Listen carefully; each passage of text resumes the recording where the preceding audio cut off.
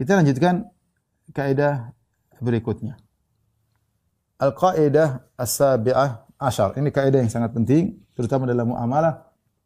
Itu kaidah yang Allah sebutkan dalam surat Al-Qasas ayat 26, "Inna khaira man ista'jartal qawiyul amin." Sungguh sebaik-baik orang yang kau pekerjakan adalah yang kuat dan amanah. Inna khaira man ista'jarta al-qawiyul amin. Sebaik-baik orang yang kau pekerjakan adalah yang kuat dan amanah. Ini kisahnya bagaimana? Ini perkataan siapa? Ini perkataan yang Allah nukilkan, perkataan seorang wanita soleha. Yang wanita soleha yang kemudian dinikahi oleh Nabi Musa alaihissalam. Ya. Sebagaimana Allah dalam surat Al-Qasas ketika Nabi Musa kabur dari Mesir, ya, sebelum diangkat menjadi seorang rasul, ya, kabur dari Mesir karena dia telah membunuh salah seorang pengikut Fir'aun. Innal mala'a ya'tamiruna bika liyaqtuluk fakhruj inni laka minan nasihin. Ketika dia habis bunuh orang, ada yang nasihati, wahai Musa, sungguhnya Fir'aun dan pengikutnya sedang rapat berkumpul untuk membunuh engkau karena kau telah membunuh salah seorang pengikutnya. Fakhruj, keluarlah engkau dari Mesir, inni laka minan nasihin, aku sungguh menasihati engkau. Fakharaja minha khaifan yataraqab. Akhirnya Musa pun keluar dari Mesir dengan penuh ketakutan dan tidak sempat bawa bekal. Kaget, tiba-tiba kabur. Sehingga dia berjalan menempuh padang pasir, menempuh jalan yang jauh pergi menuju Madian. Dan kemudian dalam kondisi kelaparan sampai sangat lapar, tiba-tiba sampai falamma warada ma'a Madian, sampailah dia satu di sumber air, yaitu semacam sumur. Dia mendapati orang-orang sedang mencari air. Wa wajada min dunihim ra'ataini tadhudan. Di antara orang-orang tersebut ada dua orang wanita yang tidak mengambil air dan menahan-nahan kambingnya yang ingin ke sana, ditahan-tahan sama dua wanita ini. Qala ma khatbukuma? Kenapa kalian di sini, kata Nabi Musa. Kata mereka berdua, la naski hatta yusdir ar-ri'a. Kami tidak akan mengambil air sampai orang-orang pada pergi semuanya dulu, yang mereka tidak ingin bercampur baur dengan laki-laki di sana. Wa abuna syekhun kabir, dan bapak kami sudah tua. Dan ini menunjukkan bahwasanya orang-orang itu orang-orang yang buruk akhlaknya. Harusnya kalau ada perempuan didahulukan. Dia dahulukan sudah cuma dua orang saja kok, ambil terus pulang. Tapi mereka lihat perempuan tersebut dua tadi menahan kambingnya, mereka biarin saja. Tidak mereka persilahkan. Ini menunjukkan akhlak mereka buruk. Akhirnya Nabi Musa lihat kondisi, kalau mereka harus nunggu harus sampai lama, sementara orang tua dua wanita ini sudah sangat tua. Fasaqalahuma, maka Nabi Musa menolong mereka berdua tanpa diminta. Lihat bagaimana pekannya Nabi Musa, lihat ada orang susah, dia tanya, ada apa? Oh ini begini, dia ambilkan tanpa diminta, dan tanpa minta upah dia kasih. Dia kasih, kemudian mereka berdua pulang. Ya. Thumma tawalla ila dhil, sementara Nabi Musa kelaparan. Kemudian dia bernaung di bawah sebuah pohon. Rabbi inni lima anzalta ilayya min khairin faqir. Maka dia berdoa, ya Rabbku, sungguhnya aku butuh, fakir, kepada kebaikan yang kau berikan kepada aku. Disebutkan oleh sebagian ulama, Nabi Musa lapar. Sampai disebutkan kulitnya agak kehijauan karena dia banyak makan daun. Tidak ada makanan. Sempat dalam kondisi lemesnya dia masih bisa nolong wanita tersebut. Akhirnya wanita itu pulang cerita sama bapaknya. Akhirnya datanglah salah seorang dari mereka berdua. Datang menemui Nabi Musa al-istihya, tamshi al-istihya, datang berjalan dengan malu-malu. Dia mengatakan, inna abi yad'uka liyajziya laka ajra ma saqaita lana. Wahai Musa, sungguhnya ayahku mengundangmu untuk memberi balas hutang budi karena kau telah membantu kami mengambil air. Maka Nabi Musa pun mengikuti wanita tersebut sampai ke rumah bapaknya. Akhirnya ngobrol dengan Nabi Musa. Nabi Musa cerita tentang apa yang terjadi di Mesir, kenapa dia kabur, ya.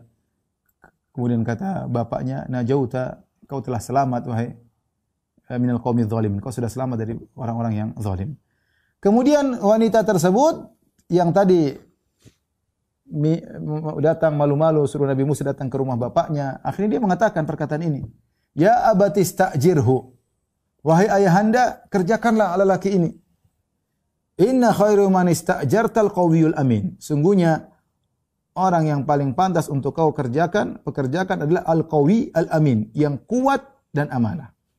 Timbul pertanyaan di kalangan para ulama, kenapa wanita ini mengetahui Nabi Musa kuat Dan dari mana dia tahu wanita ini tahu Nabi Musa? Amin, terpercaya.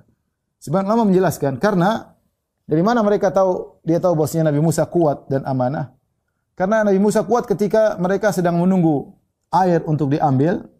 Disebutkan sumur tersebut punya tutup. Tutup itu hanya bisa diangkat oleh 8 lelaki atau 5 lelaki atau banyaklah. Kemudian wanita tersebut hanya mengambil sisa air yang ada di samping-samping sumur. Ternyata Nabi Musa sendiri dia bisa membuka tutup sumur tersebut. Dia kuat, dia bisa buka sendiri. Sehingga dia lihat ini laki sangat kuat. Dan Nabi Musa memang sangat kuat. Ya. Bukankah dia pernah memukul seorang Kipti, pengikut Fir'aun. Fawakazahu Musa faqadha alaih. Musa pukul langsung mati. Sekali pukul langsung mati. Luar biasa kuatnya Nabi Musa. Nabi Musa pernah mukul batu. Sampai batu tersebut ada cap tangannya. Saking kuatnya pukul Nabi Musa. Ya. Kita kalau mukul batu bukan ada cap tangan kita di batu. Cap batu di tangan kita. Ya. Nabi Musa sangat kuat. Ya. Terus dari mana wanita itu tahu Nabi Musa amanah? Disebutkan ketika Nabi Musa ingin ke rumah bapaknya, maka Nabi Musa menyuruh wanita tersebut di belakang, dia jalan di depan. Jadi wanita jalan depan, Nabi Musa di belakang.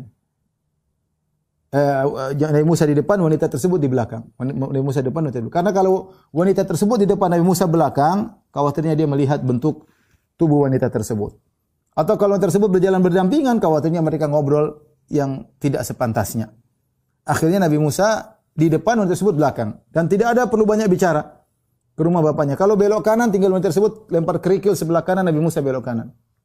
Kalau belok kiri, wanita tersebut lempar kerikil sebelah kiri, Nabi Musa belok kiri. Terus sampai ke rumah bapaknya. Dari sini sang wanita berdalil bahwasanya Nabi Musa amanah. Dia jaga pandangannya, tidak ingin melihat wanita tersebut. Ini menunjukkan Nabi Musa menjaga pandangannya, dia amanah.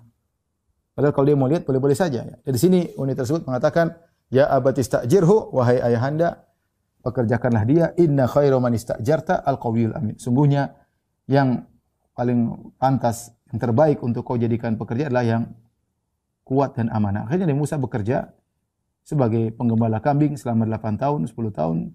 Dengan maharnya adalah sebagai mahar untuk menikah dengan wanita tersebut. Yang kasih ide tadi. Ya. Yang datang menemui Nabi Musa untuk ngajak ke rumah bapaknya. Ya, ini nikah dengan ini uridu an unkahaka ihda binatayya hataini ala an ta'jurani thamaniya hijaj.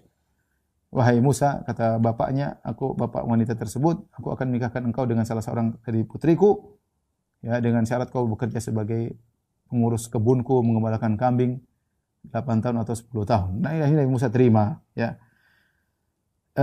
Taib, ini adalah perkataan yang indah. Inna khairu man istajarta al-qawiyul amin. Sebaik-baik yang kau jadikan pekerja yang kuat dan amanah. Inilah dua sifat yang hendaknya diperhatikan oleh siapapun ketika mencari pekerja. Al-qawi al-amin, kuat dan amanah. Kuat maknanya lebih umum, artinya mahir, spesialis, kompeten dalam bidangnya. Itu makna kuat. Sebelum dijelaskan Ibnu Taimiyah rahimahullahu taala. Misalnya kekuatan dalam perang, ya benar, keberanian, ketegaran, seperti Khalid bin Walid, ini butuh kekuatan dalam berperang, maka yang dibutuhkan kekuatan. Misalnya kalau pekerjaan keras, ya dia butuh kekuatan. Berkaitan dengan misalnya menjadi hakim, menjadi qadhi, maka ini butuh ilmu. Kekuatan maksudnya ilmu. Jadi kekuatan ini lebih umum, terkadang maksudnya kekuatan fisik, terkadang kekuatan mental, terkadang kekuatan ilmu. Ini yang pertama. Yang kedua, amin, amanah. Amanah berkaitan dengan khasyah, bertakwa kepada Allah. Artinya dia menjalankan pekerjaan dengan amanah, tidak berkhianat, tidak curang, ya. Jika terkumpulkan dua ini, kekuatan dan amanah, maka sempurnalah orang itu sebagai pekerja. Apapun dia kerjanya. Sebagai pejabat, yang penting kuat, profesional dan amanah. Sebagai panglima perang, kuat dan amanah. Sebagai ustadz, kuat ilmunya dan amanah dalam menyampaikan ilmu, tidak ngawur, tidak asal nukil, tidak bohong, ya. Seperti itu, ya.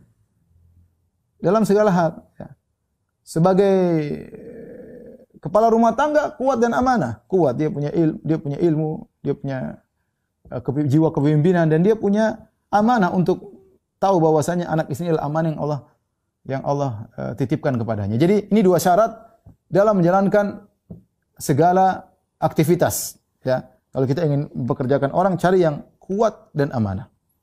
Allah sebutkan juga, jadi Allah sebutkan tentang digabungkannya antara kuat dan amanah dalam 3 ayat dalam Al-Quran. Ayat yang kedua, ketika Nabi Sulaiman ingin agar singgasana Ratu Balkis didatangkan. Jadi Ratu Balkis dan balentaranya meninggalkan kerajaan mereka menuju Sulaiman, menuju Baitul Maqdis. Nabi Sulaiman ingin bikin kejutan kepada Ratu Balkis. Sebelum dia datang, singgasananya sudah datang lebih dahulu. Dan kita tahu Nabi Sulaiman alaihissalam punya anak buah, ada jin-jin dan yang lainnya. Maka Nabi Sulaiman berkata, "Ya ayyuhal mala'u."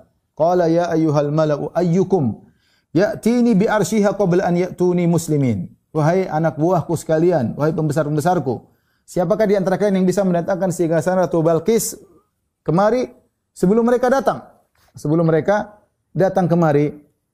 Qala ifritun minal jin, berkatalah jin ifrit, jin yang paling jago ini, "Ana atika bihi." Saya akan mendatangkan singgasana tersebut. Qabla an taquma min maqamik, sebelum kau berdiri di tempat dudukmu. Kemudian dia berkata, "Wa inni alaihi laqawiyyun amin." Dan aku untuk menjalankan tugas itu kuat dan terpercaya. Amanah. Artinya tenang wahai Sulaiman. Sebelum kau berdiri di tempat dudukmu, itu singgasana sudah datang. Percaya, saya ini kuat, tidak ada yang ragu kekuatan ifrit. Dan dia amanah, dia berjanji, saya amanah, urusan ini saya akan laksanakan. Ini di sini Allah menyebutkan tentang dua sifat yang menunjukkan pekerjaan itu menjadi profesional jika terkumpulkan dua sifat, qawi, al-quwwah, kekuatan, dan al-amanah, al-qawiyul amin. Al-qawiyyu al-amin. Demikian juga Allah sebutkan penggabungan antara kekuatan dan amanah. Misalnya ketika dalam urusan menyampaikan risalah dari Allah kepada Nabi sallallahu alaihi wasallam, ya. Jibril alaihissalam sebagai perantara antara Allah dengan Nabi memiliki sifat kuat dan amanah. Allah Subhanahu wa taala berfirman tentang malaikat Jibril dalam surat At-Takwir, "Innahu laqaulu rasulin karim." Sungguhnya Al-Qur'an itu dibawa oleh seorang rasul yang mulia, yaitu malaikat Jibril. Dzi quwwah inda dzil arsy makin. Dzi quwwah, malaikat Jibril tersebut memiliki kekuatan. Inda dzil arsy makin, memiliki kedudukan di sisi Allah Subhanahu wa taala penguasa arsy. Jadi Allah mengatakan dzi quwwah, malaikat Jibril memiliki kekuatan untuk mengemban amanah, menyampaikan firman Allah kepada Nabi Muhammad sallallahu alaihi wasallam. Muta'in thamma amin, dia ditaati dan dia adalah amanah. Dia adalah pemimpin para malaikat dan dia amin, terpercaya. Jadi malaikat Jibril memiliki dua sifat, al-qawi, al-amin, kuat dan amanah, terutama menjalankan tugas yang berat, menyampaikan firman Allah kepada Nabi Muhammad sallallahu alaihi wasallam. Jadi tidak ada satu lafal pun yang dikarang oleh malaikat Jibril dikurangi atau ditambah oleh malaikat Jibril karena malaikat Jibril kuat dan amanah. Di antara ayat juga yang menggabungkan antara kuat dan amanah adalah kisah Nabi Yusuf alaihissalam. Ya. Ketika sang raja ya mengatakan kepada Nabi Yusuf setelah Nabi Yusuf menafsirkan mimpinya, ternyata kejadian sebagaimana yang terjadi ya, maka raja mengatakan, "Innakal yauma ladaina makinun amin." Ya. Makinun amin ya. Engkau wahai Yusuf ya, pada hari ini kau akan diberi kedudukan yang kau terpercaya dengan kedudukan tersebut. Amin ya. Maka Nabi Yusuf berkata, "Ij'alni ala khazainil ard. Inni hafizun alim." Wahai raja, jadikanlah aku untuk mengurusi khazainil ard, mengurusi harta benda kerajaan, jadi menjadi bendaharawan ya. Biarkan aku ya, amanahi aku, kalau kau tahu aku terpercaya, amanahi aku untuk mengurusi harta kerajaan Mesir. Kata Nabi Yusuf alaihissalam, "Inni hafizun alim." Aku hafiz, yaitu aku bisa menjaga, dan alim, dan aku berilmu. Jadi ini kekuatan dari sini adalah ilmu, sebagaimana tadi dijelaskan oleh Ibnu Taimiyah rahimahullah taala. Ya. Jadi dia terkumpulkan amin dan alim. Alim maksudnya kuwah. Nabi Yusuf terkumpulan kepadanya kekuatan dan amanah sehingga dia profesional dalam mengurusi harta yang milik kerajaan Mesir. Ini semua dalil bahwasanya namanya pekerjaan menjadi profesional ketika terkumpulkan kekuatan dan amanah. Namun kata Ibnu Taimiyah rahimahullah taala, terkumpulkan di dua perkara ini sekarang tidak mudah, terutama dalam kondisi-kondisi yang berat, pekerjaan-pekerjaan keras tidak mudah. Ya. Tetapi kalau tidak terkumpulkan keduanya, maka cari yang paling maslahat. Sampai beliau mencontohkan seperti masalah peperangan. ketika terjadi peperangan, di depan kita ada dua misalnya, calon panglima. Yang satunya al-qawi, kuat tapi tidak amanah. Yang satunya amin tapi tidak kuat. Amin, percaya, terpercaya tapi tidak kuat, tidak pandai dalam pengaturan ketentaraan. Tidak pandai dalam pengaturan strategi peperangan. Yang satunya jago tapi tidak amanah, ada kefajiran, mungkin dia ada minum khamarnya, mungkin dia ada nakal-nakalnya ya. Yang satu jujur, amanah tapi tidak pandai dalam strategi peperangan. Dalam seperti ini apa yang didahulukan? Kalau terkumpul dua-duanya itu yang oke. Tapi kalau tidak mampu terkumpul dua-duanya, mana yang kita pilih? Maka kata Ibnu Taimiyah rahimahullah taala, dan dia menukil perkataan Imam Ahmad bin Hanbal ketika ditanya tentang permasalahan ini, yaitu mura'atul aslah, lihat mana yang paling maslahat. Kalau seperti dalam peperangan, maka yang paling maslahat adalah memilih pemimpin yang kuat meskipun tidak amanah. Kekuatannya untuk kaum muslimin, kefajirannya untuk dirinya sendiri. Kefajirannya untuk diri sendiri. Karena yang kita lihat kemaslahatan orang banyak lebih penting. Meskipun ternyata dia tidak begitu amanah, masih ada kefajirannya untuk dia yang dia tanggung jawab, adapun kekuatannya untuk kemaslahatan kaum muslimin. Tapi kalau bisa terkumpul dua-duanya, maka ini yang terbaik. Kita tidak usah kita bicara sampai skala pekerjaan yang mungkin menurut kita sederhana, tapi butuh dua ini. Contoh seperti supir, contoh seperti pembantu. Kita cari pembantu yang mahir, kuat, maksudnya kekuatan mahir dari sifat itu, mahir dalam bekerja, amanah. Tidak gampang, betapa banyak pembantu nyolong, nyuri. Dia mungkin kerjaannya bagus, ngurus ini, masak bagus, rumah ini bagus, ngurus anak bagus, tapi nyolong. Yang terkumpulkan dua-duanya ada tapi tidak banyak ya. Tidak banyak. Ada yang amanah tapi lelet kalau kerjanya ya, molor terus pekerjaannya ya. Tidak sehebat yang satunya, tapi tidak amanah, suka nyolongan ya. Ya, kalau makanya seorang kalau dapat pekerja yang dia kuat dan amanah, profesional dan amanah, maka peganglah erat-erat karena itulah yang diharapkan. Dan inilah dalam kehidupan sehari-hari, kalau kita ingin cari pekerja, kalau kita ingin milih, ingin menentukan, maka carilah yang terkumpulkan dua sifat di dalamnya, yaitu al-qawiyyu, al-amin, yang kuat dan amanah.